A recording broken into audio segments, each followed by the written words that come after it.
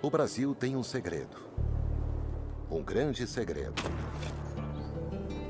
Os amplos espaços abertos em seu coração.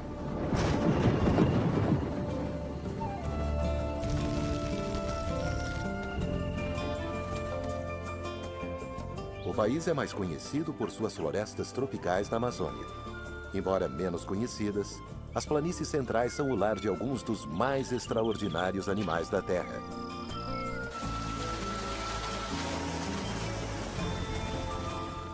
Este é um lugar de climas extremos e de grandes dramas. Ele pode ser tanto o inferno na Terra quanto o paraíso.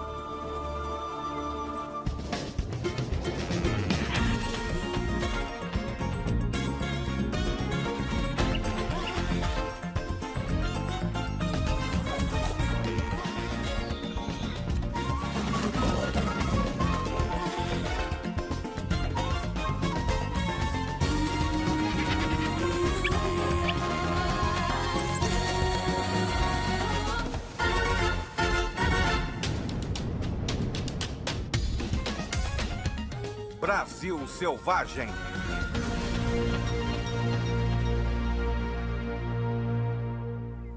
O banquete do tamanduá.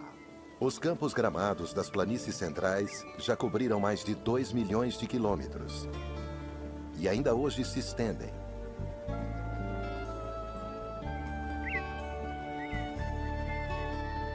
Isso torna esta região do Brasil 10 vezes o tamanho do Serengeti. E os animais que vivem aqui não podiam ser mais estranhos.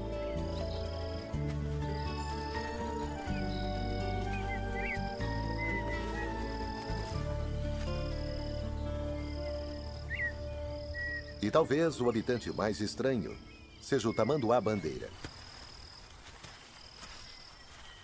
Ele é especialmente adaptado para se alimentar de formigas e cupins. Os cupins são os arquitetos de muitos dos montes de terra que se espalham pelas planícies. Uma parede externa dura protege esses insetos sociais da maioria dos predadores, mas não do tamanduá.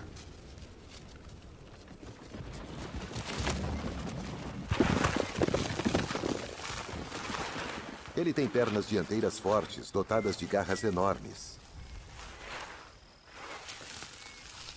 Nenhum cupinzeiro é capaz de resistir a esse massacre selvagem.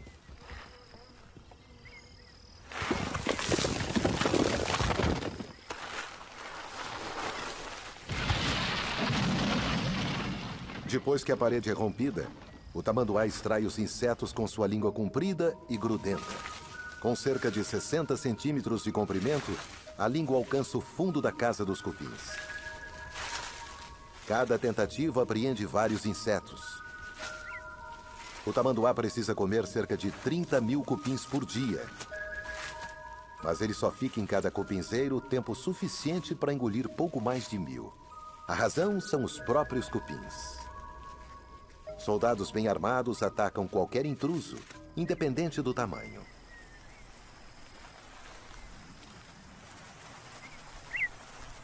O tamanduá sabe então quando é hora de fugir, talvez apenas pelo número de cupins picando a língua dele.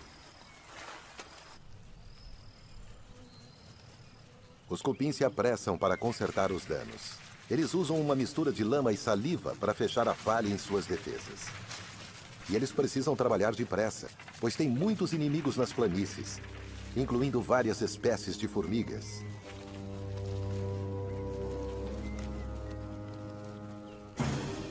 Mas desta vez, os cupins foram lentos demais.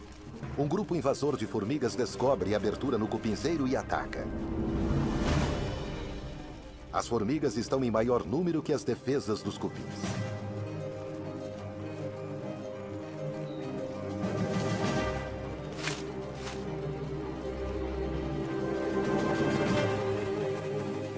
Elas roubam as larvas e os ovos.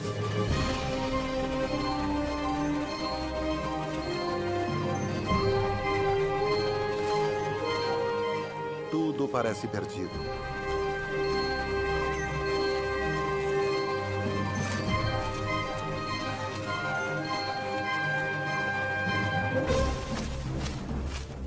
Mas chegam reforços. E os soldados cupins reagem. Seu único papel na vida é defender seu lar. E eles estão preparados para morrer em nome da salvação da colônia.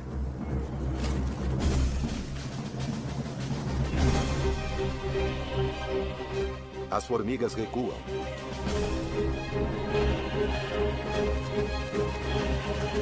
O conflito foi terrível. As mortes, muitas. Mas a colônia irá sobreviver. Os cupins redobram seus esforços.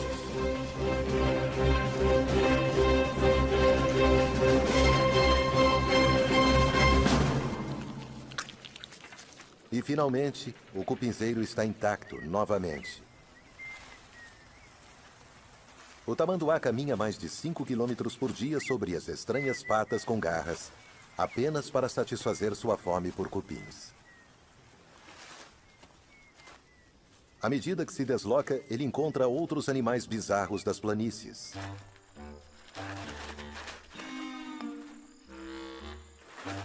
Se os cupins são os arquitetos das planícies, os tatus são os engenheiros. Eles estão constantemente cavando, tanto em busca de alimento quanto de abrigo. Túneis antigos não ficam vazios por muito tempo. Corujas buraqueiras logo reclamam estas residências.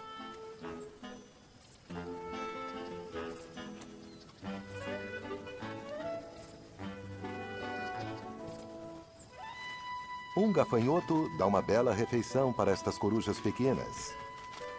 E elas dariam uma bela refeição para o lobo-guará. Ele é o maior cão selvagem da América do Sul. E mesmo assim passa a maior parte de seu tempo perseguindo insetos, assim como as corujas. Os dois assassinos de insetos ficam de olho, um no outro.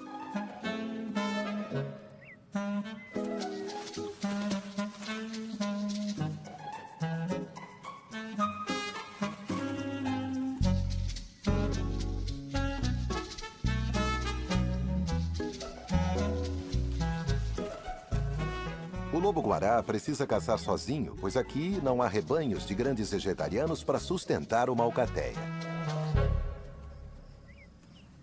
Este é um dos mistérios das planícies brasileiras. Por que tão poucos grandes animais? Onde estão os rebanhos? Pastagem não falta. A mãe tamanduá sai em busca de abrigo para passar a noite.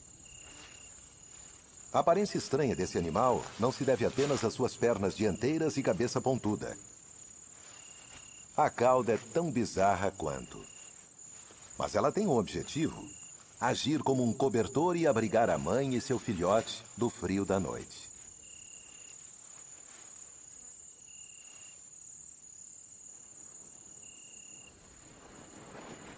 Depois de uma longa caminhada em busca de cupins, a mãe precisa dormir. Mas o filhote não pensa bem assim. Ele quer brincar.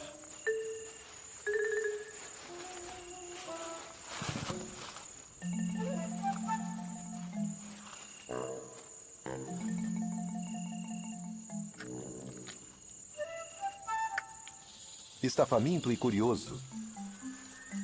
Uma combinação delicada para a mãe.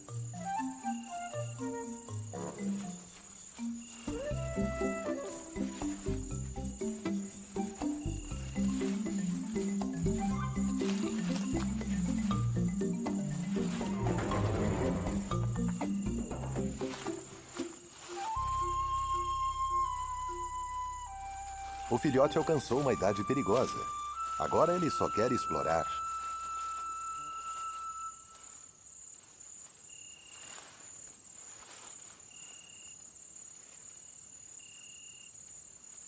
Por enquanto, ele está contente de ficar aquecido junto à mãe.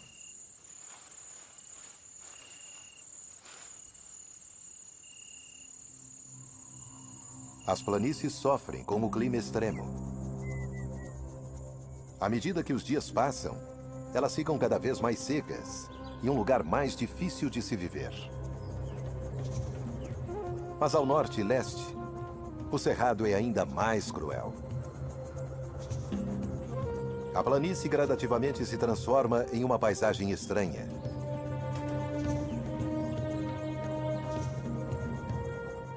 Aqui as secas são comuns e nada é garantido, exceto as dificuldades.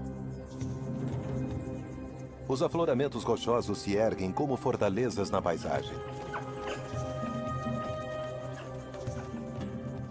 Eles são o lar de grupos de macacos prego.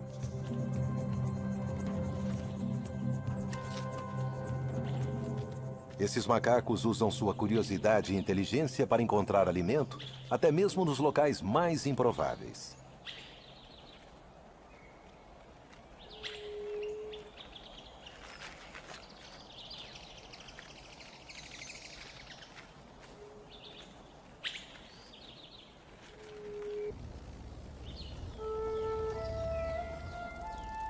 No momento, os beija-flores se juntam aos macacos em sua fortaleza rochosa.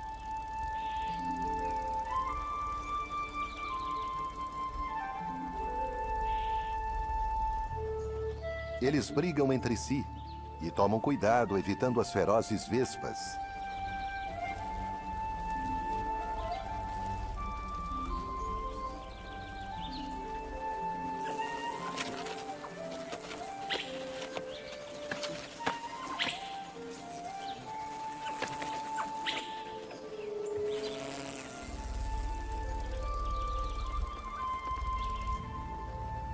E depois partem, deixando as rochas para os macacos, pois este lugar árido é o lar deles.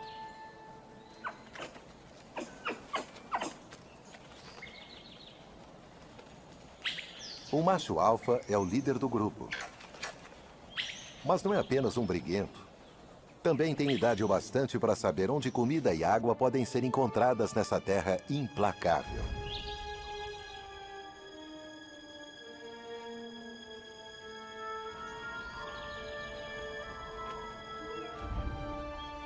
A chuva escassa que cai se acumula na base dos penhascos, e aqui as fontes oferecem uma água preciosa.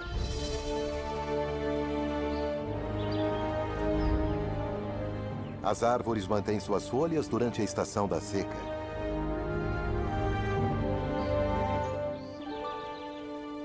O macho alfa levará seu grupo para a Terra Prometida, mas o caminho não é fácil. As fontes estão secando.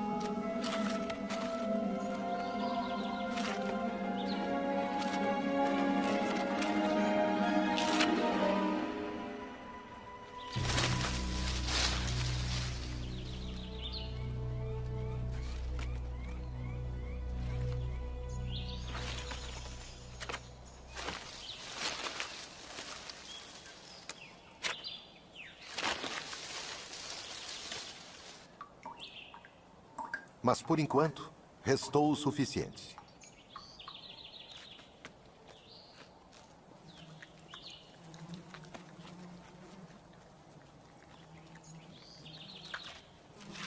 Restou alimento também.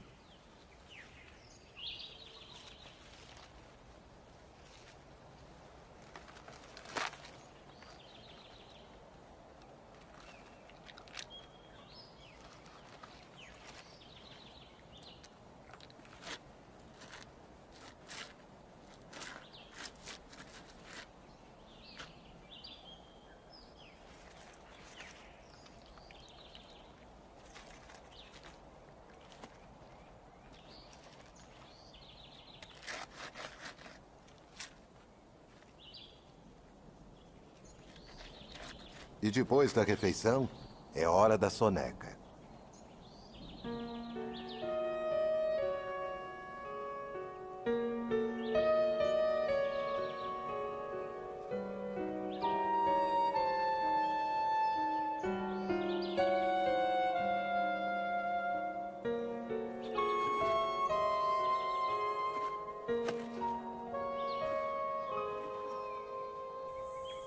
Perto dali, outros animais encontrados apenas no seco Nordeste encontram modos de conviver com os problemas dessa terra austera.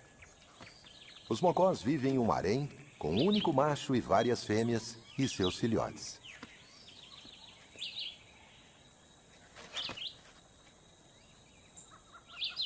O macho vigia uma pilha de rochas e as árvores ao redor.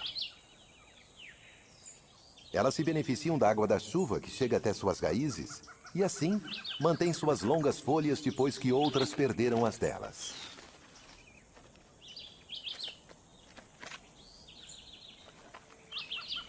E esta é a chave para a sobrevivência dos mocós. Eles comem essas folhas o ano todo, a menos que a estação da seca se transforme em uma grande estiagem.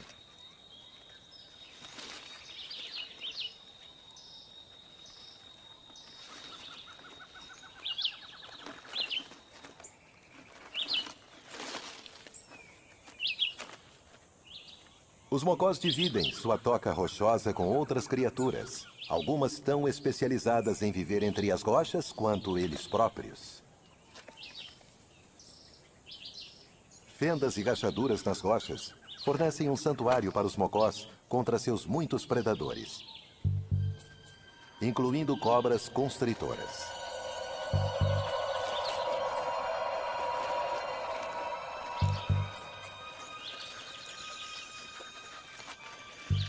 A cobra se aproxima e os mocós dão um alerta, avisando os outros mocós ao redor da pilha de rochas.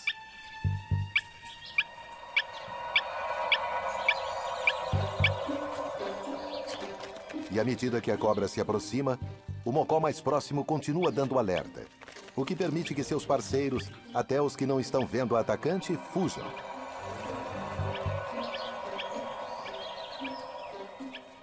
Com este avançado sistema de alerta, os mocós sobrevivem para poder comer um outro dia. Mas o alimento está ficando escasso. As chuvas agora são uma memória distante. Os macacos descascam as árvores em uma busca desesperada por insetos.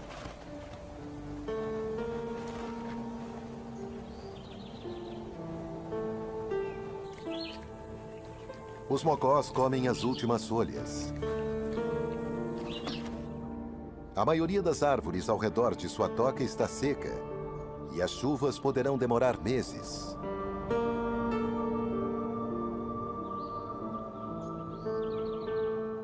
Nas planícies também, a estação da seca está castigando.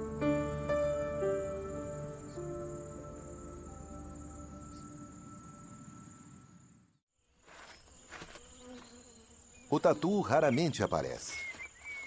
Ele é um animal normalmente noturno, mas a fome o fez sair da toca sob o calor do dia.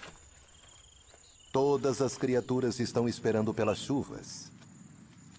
Mas, por enquanto, a vida segue difícil. O tamanduá fêmea carrega seu filhote em sua busca infinita por alimento. Ela não enxerga bem, mas encontra os cupins com a ajuda de seu excelente olfato. Tanto os cupins que vivem em cupinzeiro, quanto os que vivem no subsolo.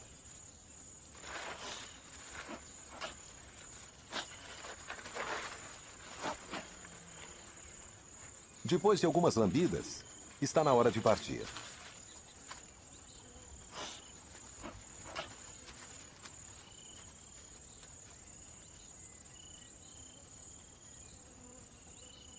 Sob uma temperatura constantemente fria e escuridão perpétua, as muitas dezenas de milhares de cupins cegos cuidam de seu trabalho.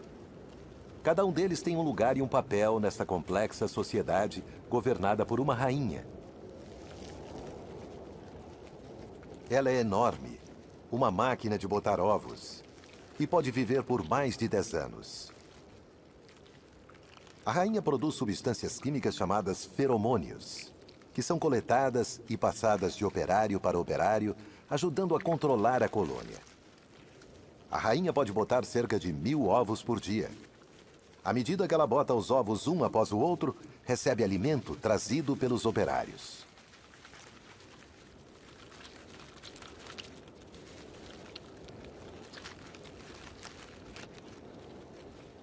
Os ovos são levados para câmaras especiais e recebem cuidados dos operários.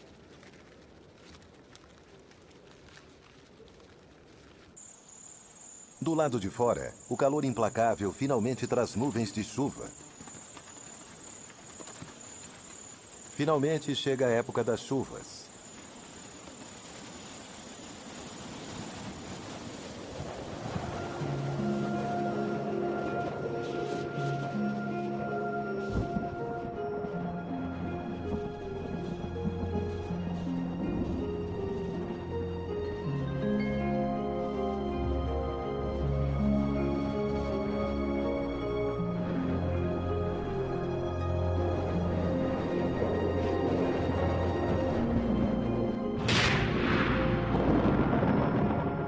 Mas em vez de água, os relâmpagos trazem fogo.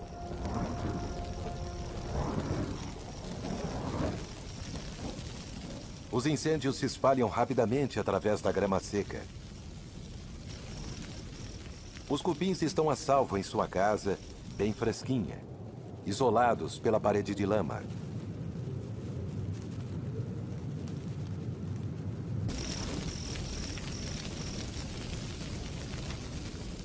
Mas outras criaturas não têm tanta sorte.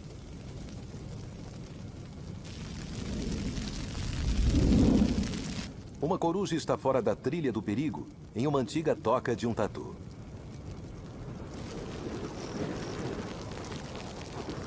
O fogo se alastra, levado pelo vento.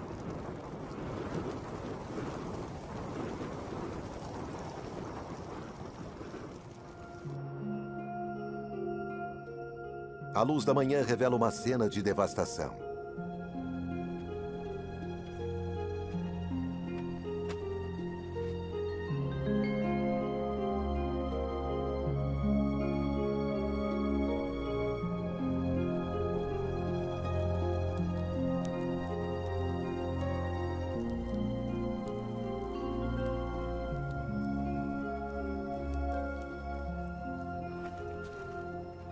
O tamanduá procura por seu filhote.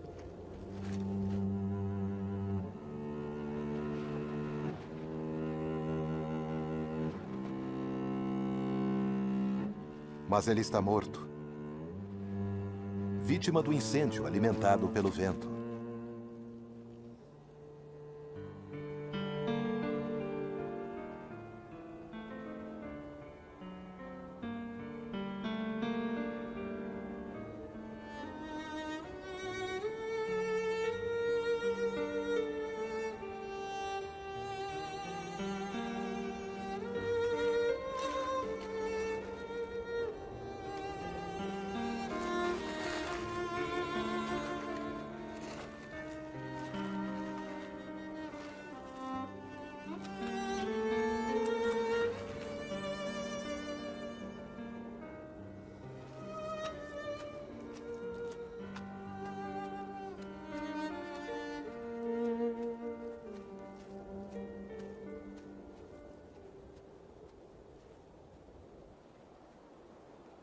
Apenas os carniceiros se beneficiam dessa desolação.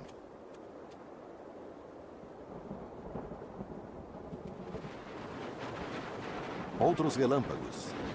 Mas desta vez eles trazem a chuva, a tanto esperada.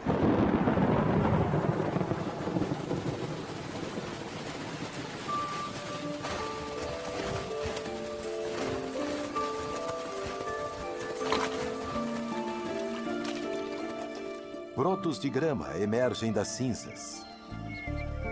Em poucos dias, a grama começa a ficar verde.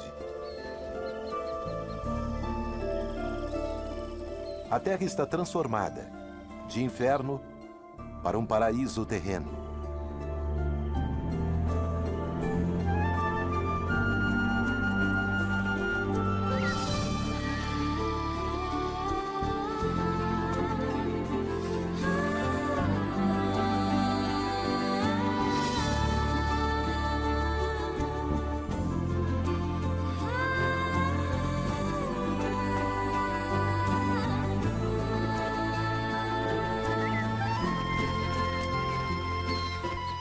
As plantas crescem rapidamente e a vegetação exuberante alimenta uma grande variedade de insetos.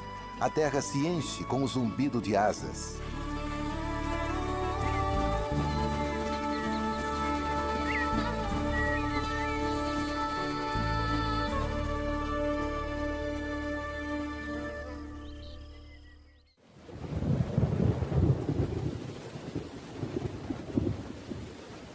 E a chuva continua durante semanas.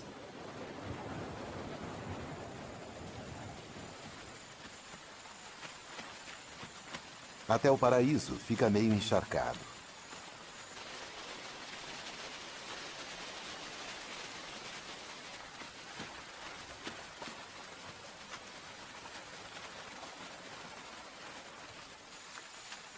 Agora os reis e rainhas dos cupins fazem seu voo inaugural. Eles esperaram que as chuvas amaciassem o solo antes de acasalar e encontrar novas colônias no subsolo.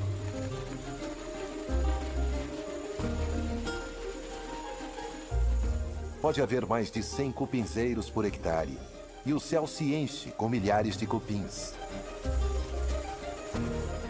As vastas nuvens de proteínas aladas não passam despercebidas.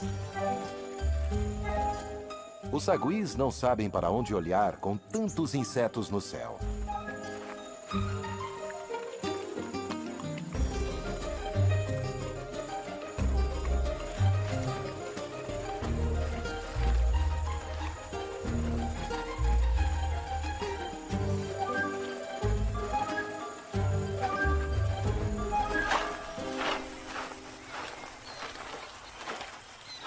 Os tamanduás tiram o máximo proveito desse breve momento de abundância e se refestelam com os cupins alados.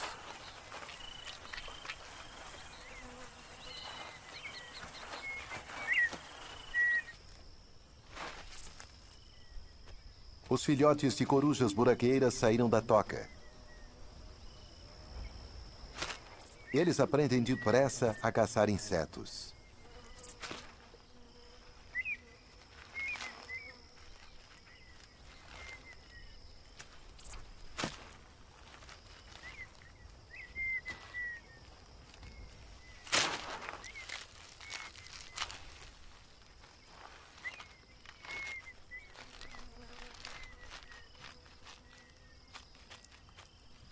Mas um besouro é grande demais para essas jovens aves. Elas precisam descobrir mais sobre seu novo mundo, incluindo o que representa perigo. Um grande falcão representa uma ameaça, e os filhotes da coruja voltam para a segurança.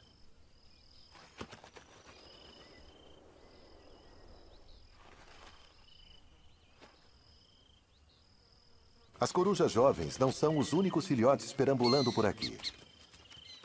A ema é a maior ave da América do Sul.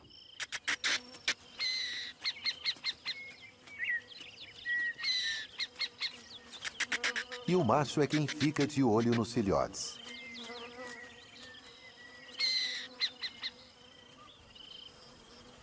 As pastagens estão em seu auge. Continua o mistério do porquê não há bandos de antílopes pastando nessas planícies.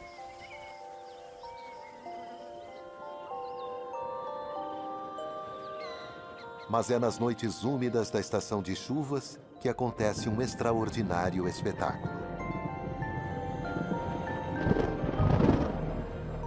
Os vagalumes lotam as paredes externas das casas dos cupins.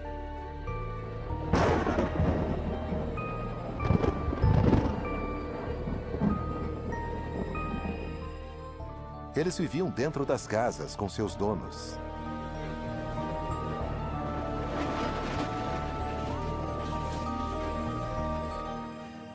E agora as luzes deles atraem insetos que por ali passam.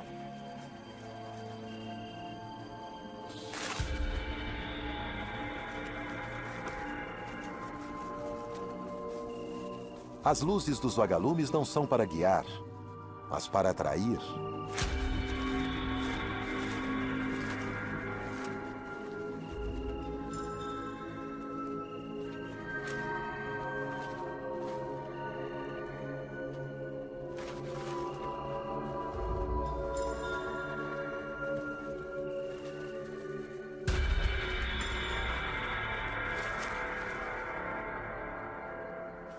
Essa exibição dura várias semanas.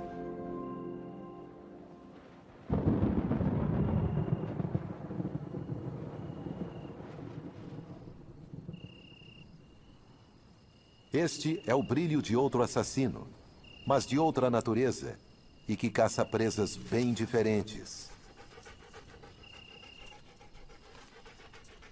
Os lobos-guará são ativos durante a noite, seu período favorito. O lobo sentiu cheiro de comida, mas não são insetos. É uma fruta.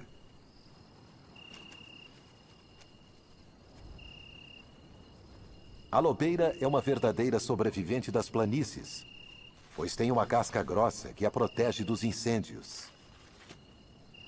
Ela produz frutos grandes que os lobos-guarás comem, e ao fazer isso, espalham as sementes.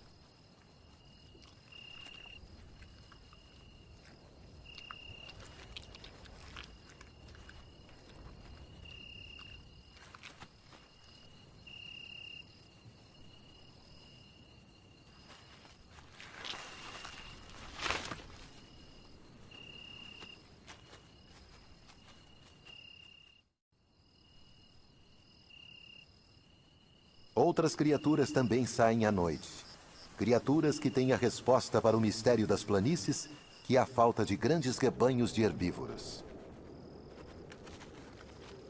Pode haver várias espécies diferentes de cupins vivendo em um só cupinzeiro. Todos eles são alimentados por operários que saem na escuridão da noite.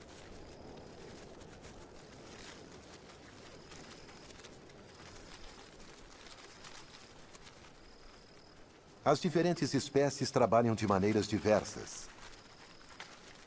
Algumas constroem trilhas cobertas, outras viajam no subsolo.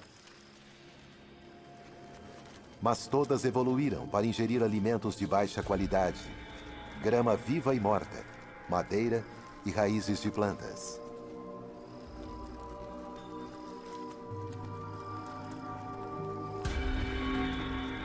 Cupins são capazes de consumir gramas com baixo valor nutricional e que não sustentariam grandes rebanhos de animais.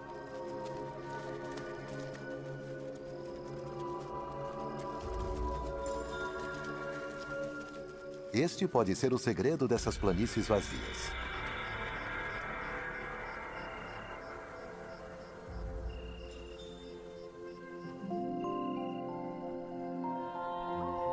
O lobo-guará retorna para alimentar seus filhotes.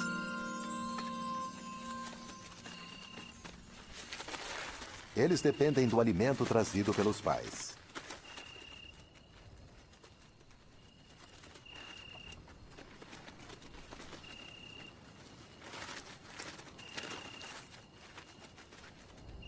Estes filhotes só conseguirão se virar sozinhos depois de um ano.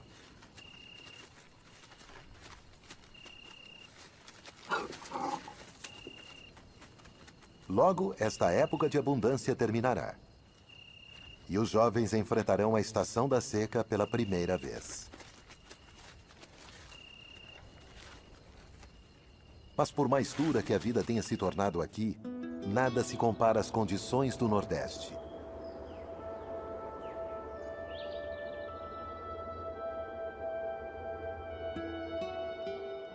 Aqui não tem chovido. E poderá não chover durante muitas semanas. Cada dia só traz mais sofrimento. O sol aquece as pedras a até 50 graus Celsius. A maioria das árvores já perdeu as folhas há muito tempo, em uma tentativa de sobreviver à seca cada vez mais severa. Para os jovens macacos do bando, nem as árvores da base dos penhascos, as que têm folhas, oferecem alimento. O buffet de sempre está vazio. O grupo é forçado a viajar para longe de sua fortaleza em uma busca desesperada por água.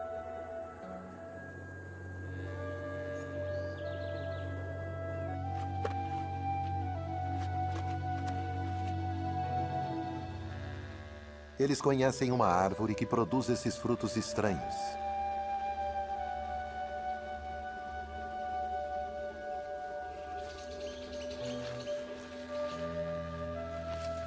Os macacos fazem um buraco nos frutos e depois bebem o precioso líquido de dentro.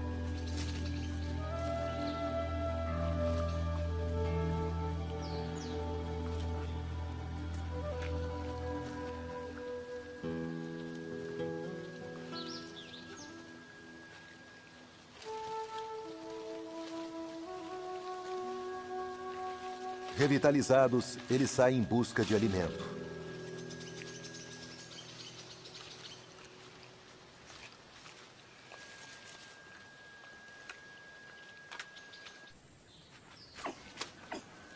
Mesmo na pior das crises, há uma rica fonte de alimento para os macacos prego. Cocos. O problema é que precisa quebrar a casca dura.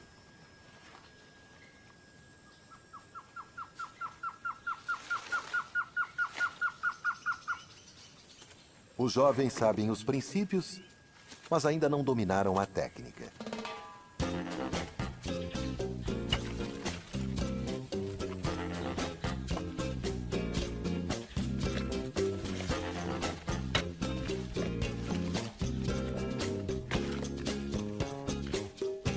A frustração toma conta do bando e leva a um doloroso erro.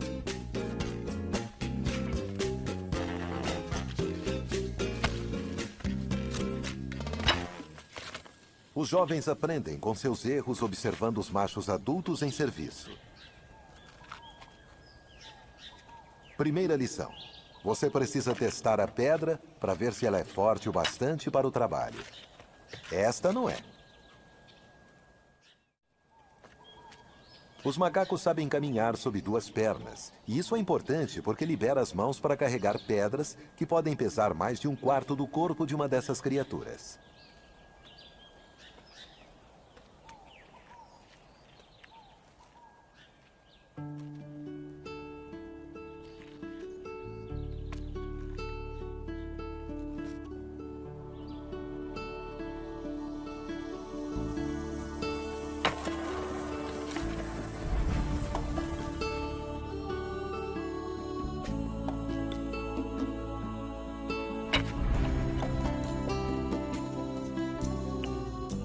Talvez sejam necessárias mais de 10 tentativas antes do coco rachar.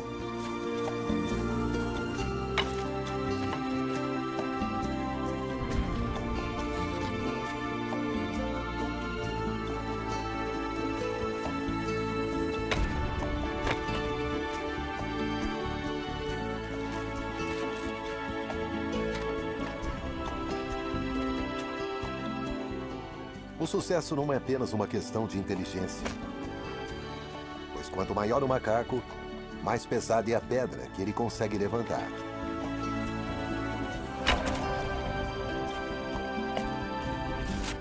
E assim, os mais velhos levam vantagem.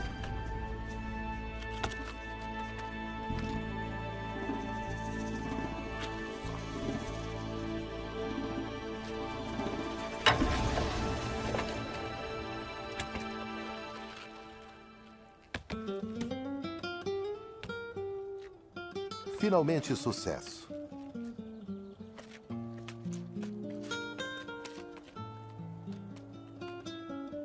Os jovens observam e aprendem.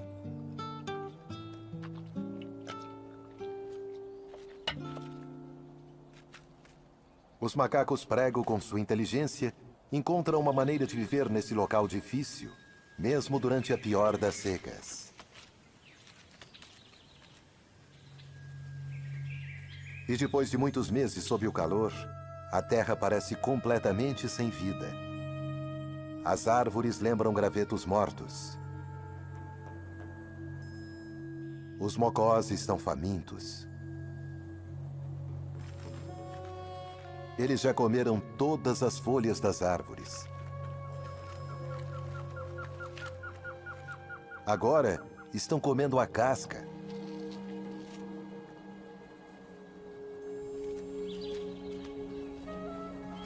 As criaturas do norte são capazes de suportar grandes privações. A menos que chova em breve, haverá muitas mortes.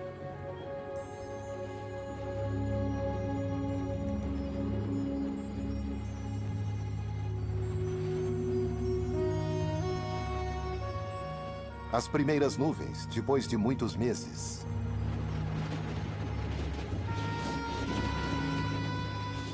Amanhã traz mais esperança.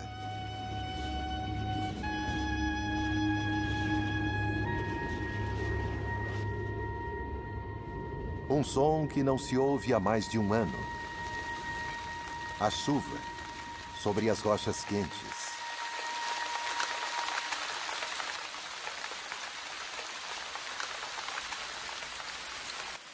Será tarde demais para os mocós? A água cai dos penhascos, barulhenta, sobre as planícies secas.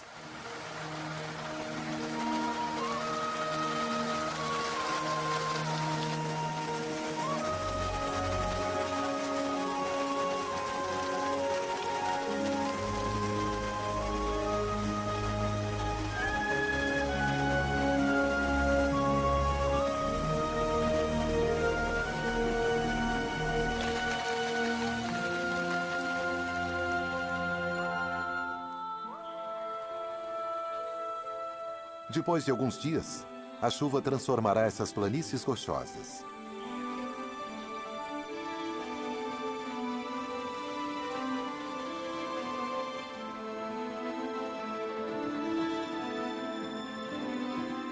Durante alguns meses, esta será uma terra generosa.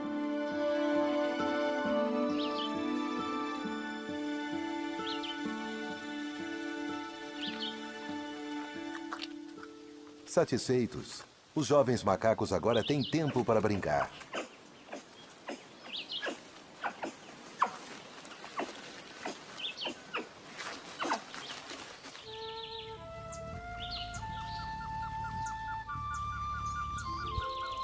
Os beija-flores reaparecem.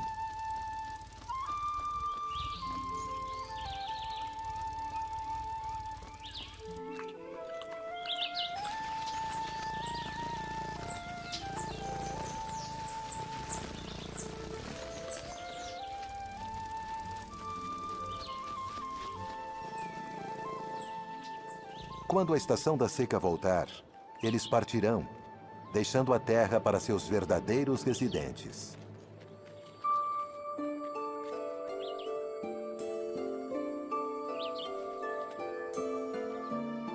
As planícies centrais do Brasil são cruéis e pouco conhecidas, mas forjaram animais estranhos com adaptações bizarras e maneiras inteligentes de viver.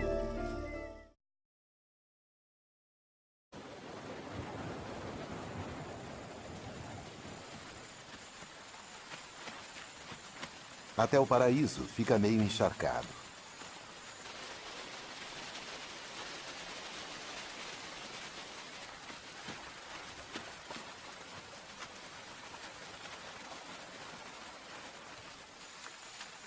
Agora os reis e rainhas dos cupins fazem seu voo inaugural.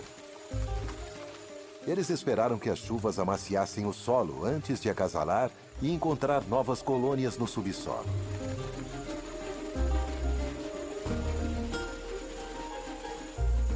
Pode haver mais de 100 cupinzeiros por hectare, e o céu se enche com milhares de cupins. As vastas nuvens de proteínas aladas não passam despercebidas. Os saguis não sabem para onde olhar com tantos insetos no céu.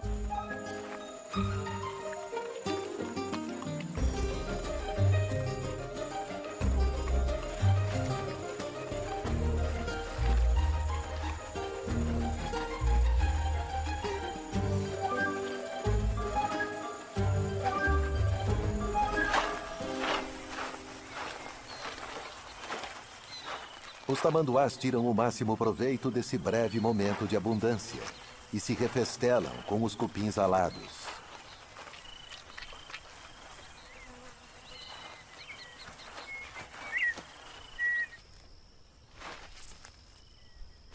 Os filhotes de corujas buraqueiras saíram da toca.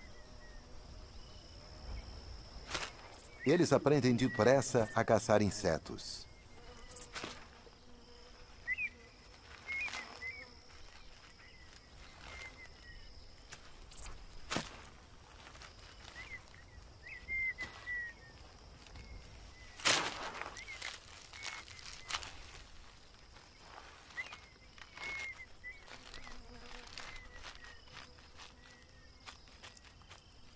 Mas um besouro é grande demais para essas jovens aves. Elas precisam descobrir mais sobre seu novo mundo, incluindo o que representa perigo. Um grande falcão representa uma ameaça, e os filhotes da coruja voltam para a segurança.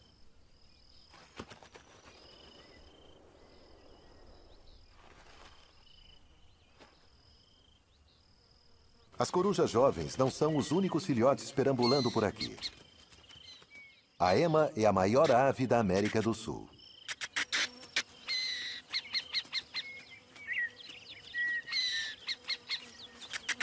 E o macho é quem fica. Ele pode ser tanto o inferno na terra quanto o paraíso.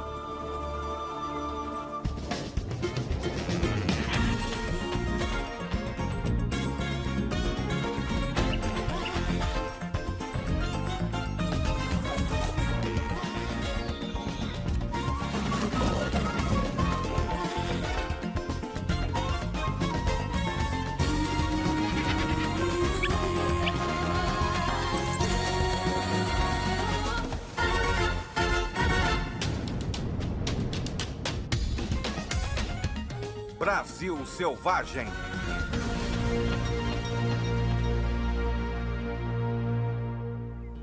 O banquete do tamanduá. Os campos gramados das planícies centrais já cobriram mais de 2 milhões de quilômetros. E ainda hoje se estendem.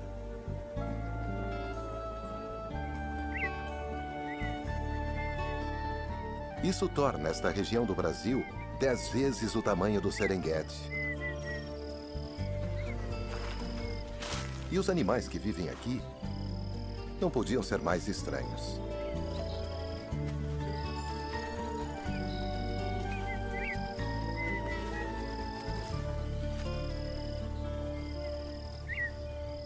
E talvez o habitante mais estranho seja o tamanduá-bandeira. Ele é especialmente adaptado para se alimentar de formigas e cupins. Os cupins são os arquitetos de muitos dos montes de terra que se espalham pelas planícies. Uma parede externa dura protege esses insetos sociais da maioria dos predadores, mas não do tamanduá.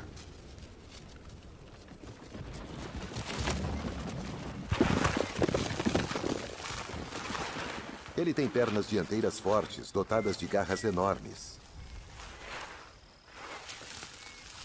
Nenhum cupinzeiro é capaz de resistir a esse massacre selvagem.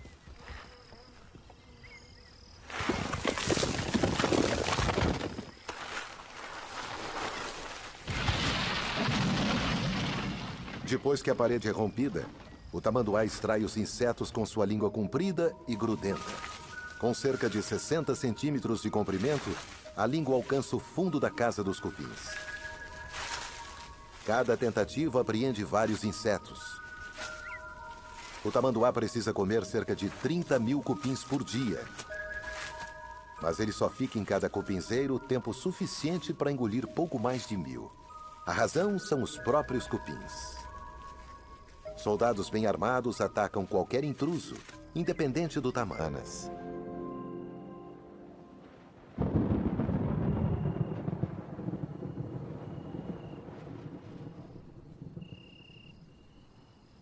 Este é o brilho de outro assassino, mas de outra natureza, e que caça presas bem diferentes. Os lobos-guará são ativos durante a noite, seu período favorito. O lobo sentiu cheiro de comida, mas não são insetos. É uma fruta.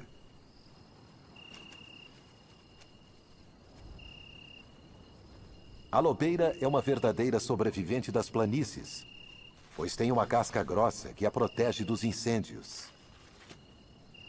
Ela produz frutos grandes que os lobos-guarás comem, e ao fazer isso, espalham as sementes.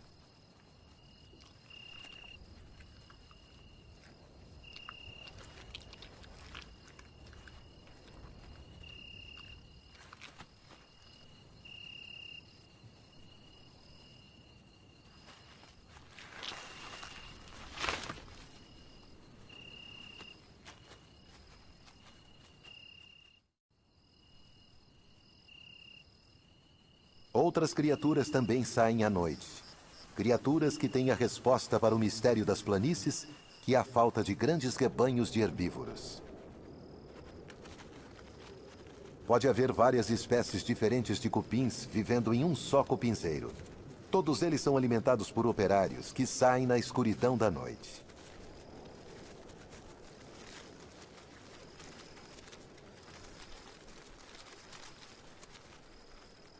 As diferentes espécies trabalham de maneiras diversas. Algumas constroem trilhas cobertas, outras viajam no subsolo. Mas todas evoluíram para ingerir alimentos de baixa qualidade, grama viva e morta, madeira e raízes de plantas.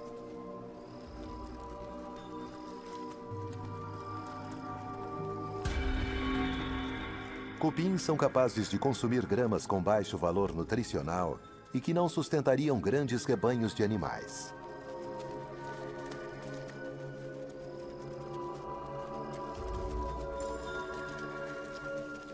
Este pode ser o segredo dessas planícies vazias.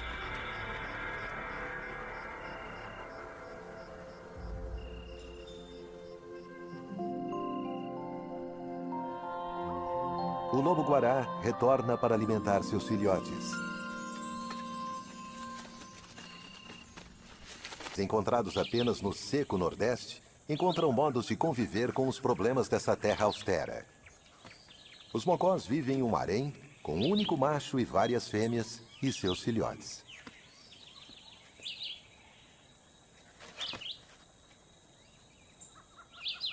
O macho vigia uma pilha de rochas e as árvores ao redor.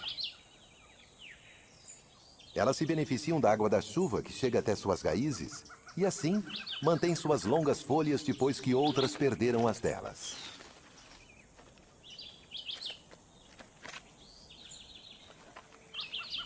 E esta é a chave para a sobrevivência dos mocós. Eles comem essas folhas o ano todo, a menos que a estação da seca se transforme em uma grande estiagem.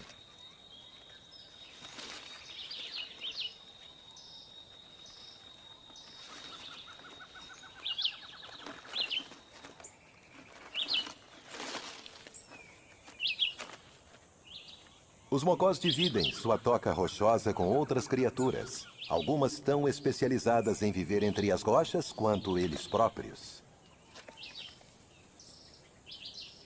Fendas e rachaduras nas rochas fornecem um santuário para os mocós contra seus muitos predadores, incluindo cobras constritoras.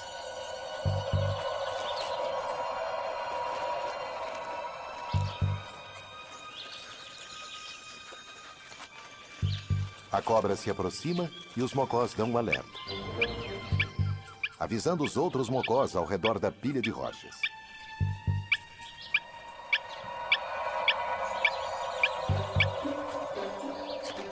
E à medida que a cobra se aproxima, o mocó mais próximo continua dando alerta, o que permite que seus parceiros, até os que não estão vendo a atacante, fujam.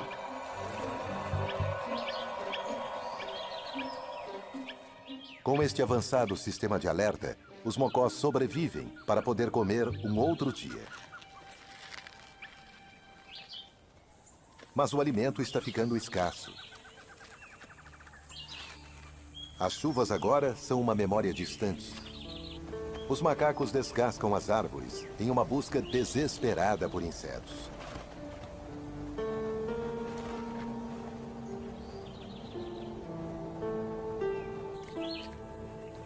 Os mocós comem as últimas folhas. A maioria das árvores ao redor de sua toca está seca, e as chuvas poderão demorar meses.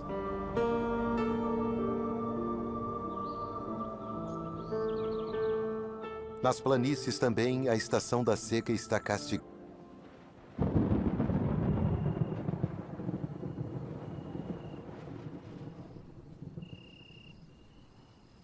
Este é o brilho de outro assassino, mas de outra natureza, e que caça presas bem diferentes. Os lobos-guará são ativos durante a noite, seu período favorito. O lobo sentiu cheiros de comida, mas não são insetos. É uma fruta.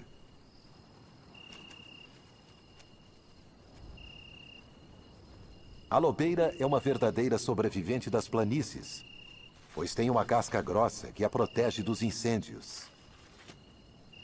Ela produz frutos grandes que os lobos-guarás comem, e ao fazer isso, espalham as sementes.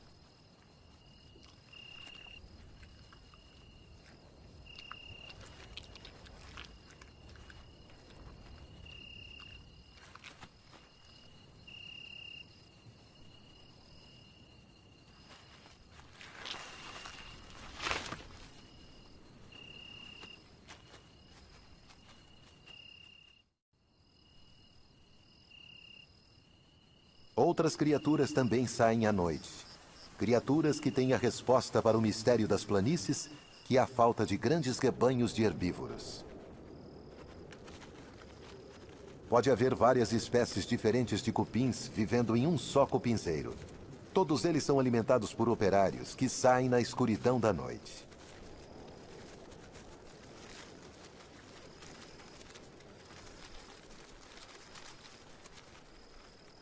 As diferentes espécies trabalham de maneiras diversas. Algumas constroem trilhas cobertas, outras viajam no subsolo.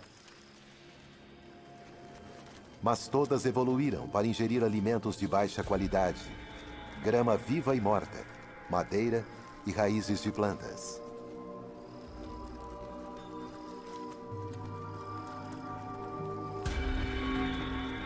Cupins são capazes de consumir gramas com baixo valor nutricional e que não sustentariam grandes rebanhos de animais.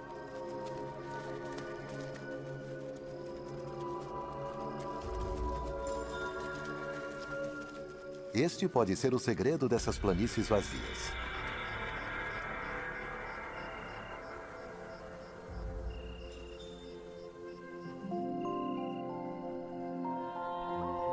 O lobo-guará retorna para alimentar seus filhotes.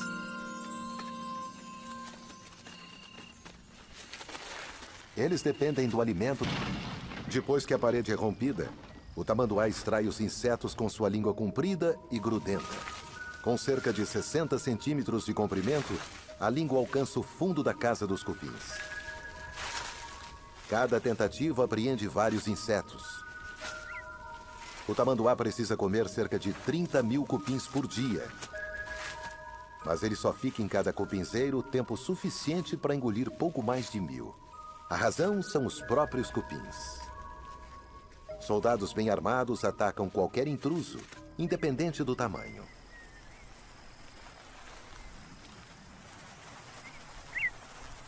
O tamanduá sabe então quando é hora de fugir, talvez apenas pelo número de cupins picando a língua dele. Os cupins se apressam para consertar os danos. Eles usam uma mistura de lama e saliva para fechar a falha em suas defesas.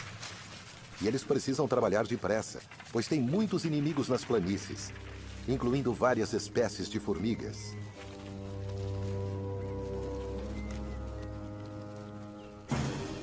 Mas desta vez, os cupins foram lentos demais.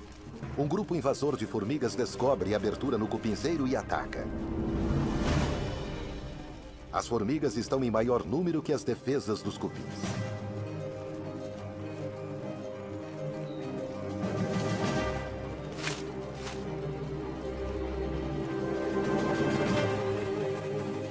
Elas roubam as larvas e os ovos.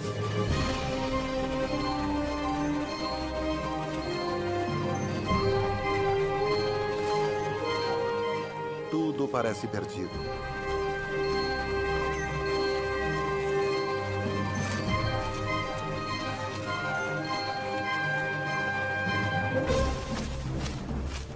Mas chegam reforços. E os soldados cupins reagem. Seu único papel na vida é defender seu lar. E eles estão preparados para morrer em nome da salvação da colônia.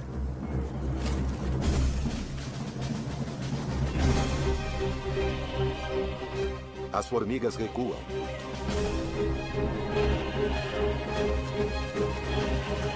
O conflito foi terrível. As mortes, muitas. Mas a colônia irá sobreviver. Os cupins redobram seus esforços.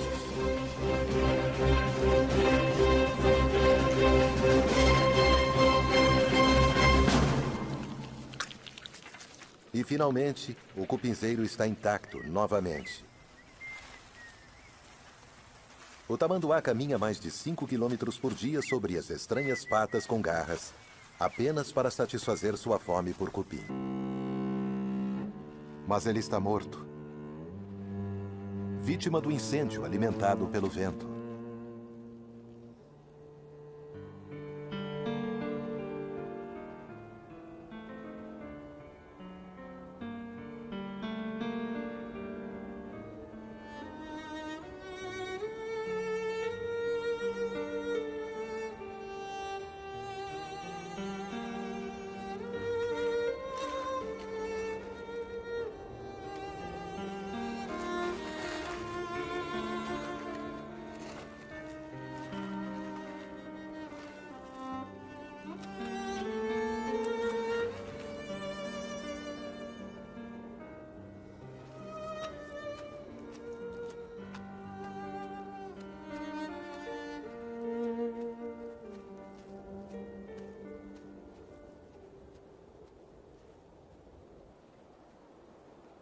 Apenas os carniceiros se beneficiam dessa desolação.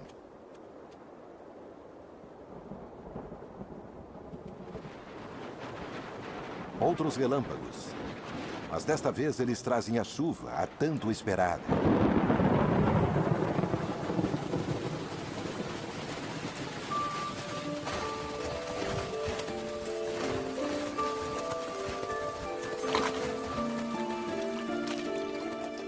Brotos de grama emergem das cinzas.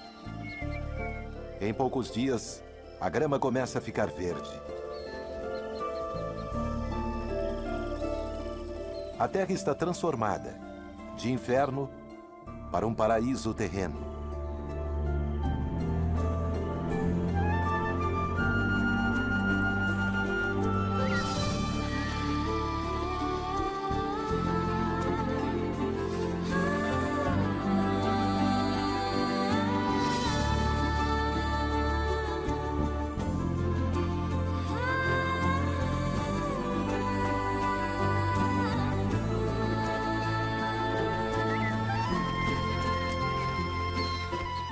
As plantas crescem rapidamente e a vegetação exuberante alimenta uma grande variedade de insetos.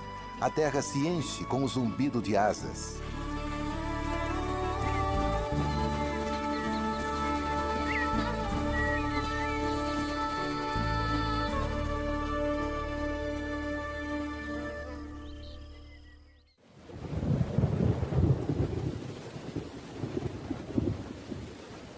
E a chuva continua durante semanas.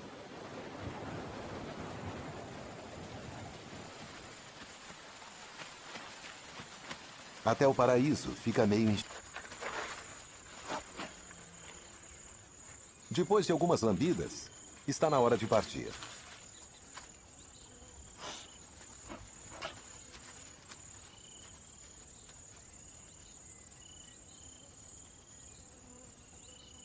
Sob uma temperatura constantemente fria e escuridão perpétua, as muitas dezenas de milhares de cupins cegos cuidam de seu trabalho. Cada um deles tem um lugar e um papel nesta complexa sociedade governada por uma rainha. Ela é enorme, uma máquina de botar ovos, e pode viver por mais de 10 anos. A rainha produz substâncias químicas chamadas feromônios. que são coletadas e passadas de operário para operário, ajudando a controlar a colônia. A rainha pode botar cerca de 1.000 ovos por dia. À medida que ela bota os ovos um após o outro, recebe alimento trazido pelos operários.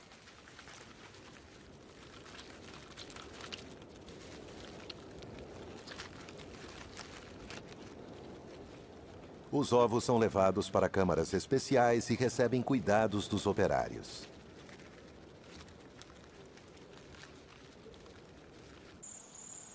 Do lado de fora, o calor implacável finalmente traz nuvens de chuva. Finalmente chega a época das chuvas.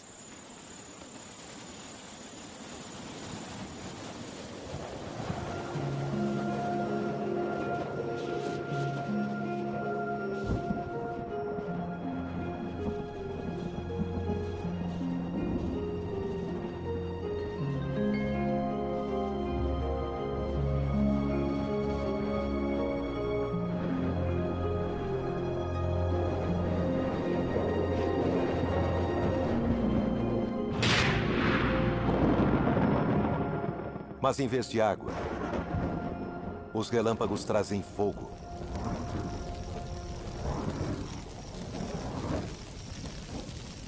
Os incêndios se espalham rapidamente através da grama seca. Os cupins estão a salvo em sua casa, bem fresquinha, isolados pela parede de lama.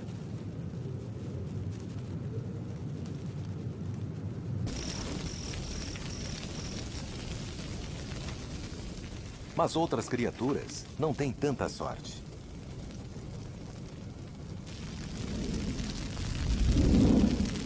Uma coruja está fora da trilha do perigo, em uma antiga toca de um tatu.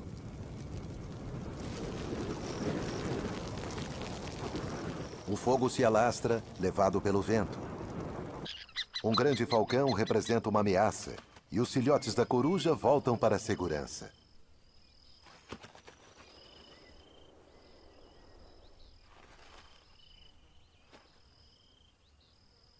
As corujas jovens não são os únicos filhotes perambulando por aqui. A ema é a maior ave da América do Sul.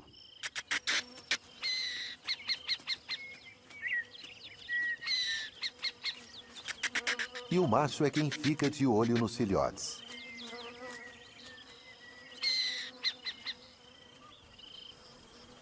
As pastagens estão em seu auge. Continua o mistério do porquê não há bandos de antílopes pastando nessas planícies.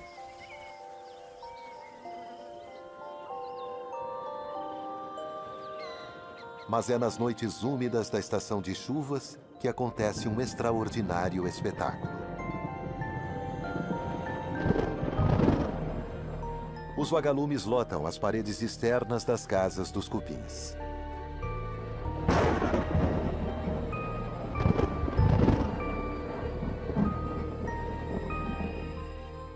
Eles viviam dentro das casas com seus donos.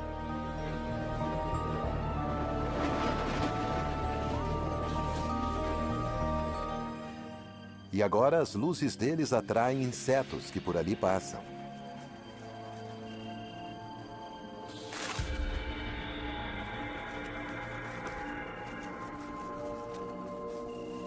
As luzes dos vagalumes não são para guiar, mas para atrair.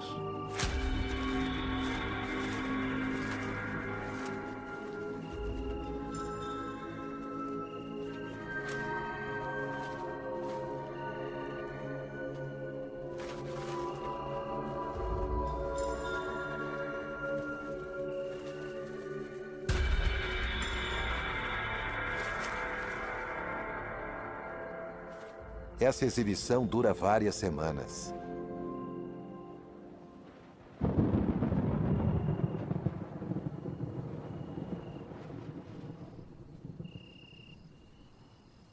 Este é o brilho de outro assassino, mas de outra natureza, e que caça presas bem diferentes. Os lobos-guará são ativos durante a noite, seu período favorito.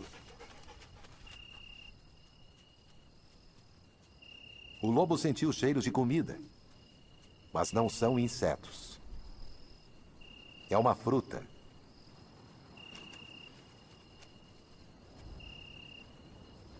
A lobeira é uma verdadeira sobrevivente das planícies.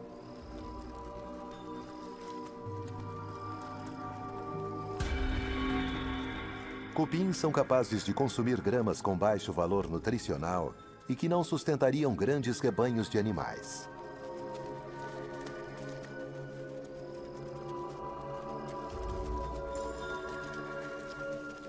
Este pode ser o segredo dessas planícies vazias.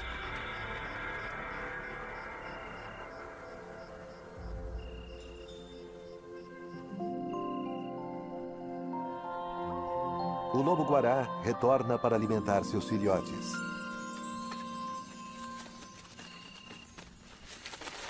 Eles dependem do alimento trazido pelos pais.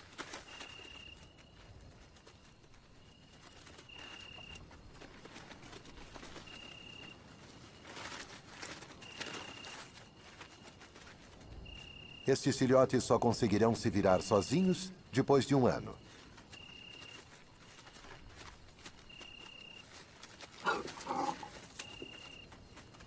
Logo, esta época de abundância terminará.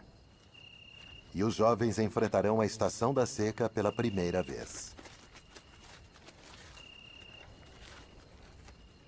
Mas por mais dura que a vida tenha se tornado aqui, nada se compara às condições do Nordeste.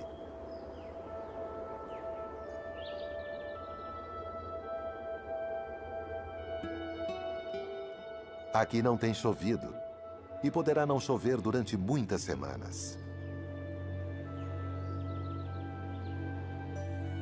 Cada dia só traz mais sofrimento. O sol aquece as pedras a até 50 graus Celsius. A maioria das árvores já perdeu as folhas há muito tempo, em uma tentativa de sobreviver à seca cada vez mais severa. Para os jovens macacos do bando, nem as árvores da base dos penhascos, as que têm folhas, oferecem alimento. O buffet de sempre está vazio. O grupo é forçado a viajar para longe de sua fortaleza em uma busca desesperada por água.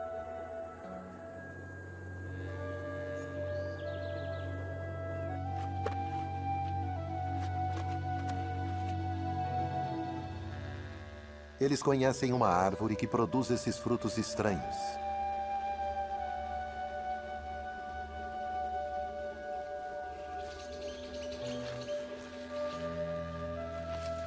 Os macacos fazem um buraco nos frutos e depois bebem o precioso líquido de dentro.